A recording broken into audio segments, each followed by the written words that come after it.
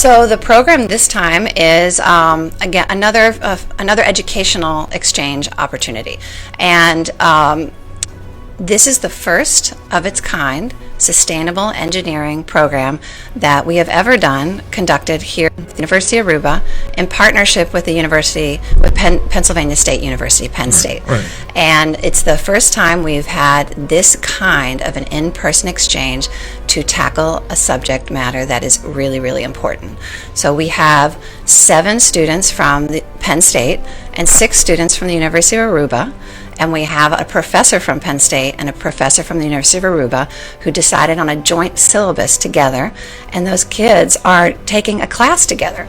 So some of it is being done virtually, but this entire week is in person, where the students are coming together and working in teams, and they're going to be working together throughout the rest of the semester until they present their final project. So it is a real exchange program, an academic exchange program focusing on sustainable engineering, climate solutions, and a greener future.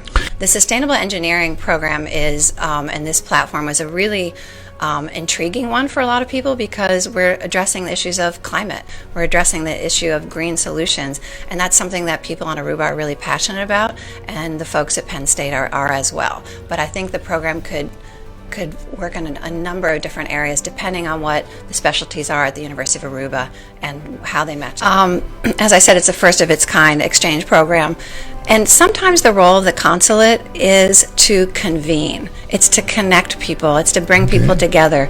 And the way this program came about is my public affairs officer, who's with me today, Kristen Lundberg, knew the professor from Penn State, Brian Franck. She knew him 20 years ago when they studied as exchange students at the University of Leeds. So through that friendship and that connection, they stayed in touch over the years, and because of that connection, they got in touch. They talked about an exchange, and that is the genesis. So when we talk about how educational exchanges can lead to long life relationships and effective collaboration, that is the proof right there. The proof is there that this program really started 21 years ago. And so since then, this whole last year, we have been playing the role of trying to bring together the folks from Penn State, bring together the folks from University of Aruba, and other players to make this dream a reality. And I think we were really successful. We're really thrilled.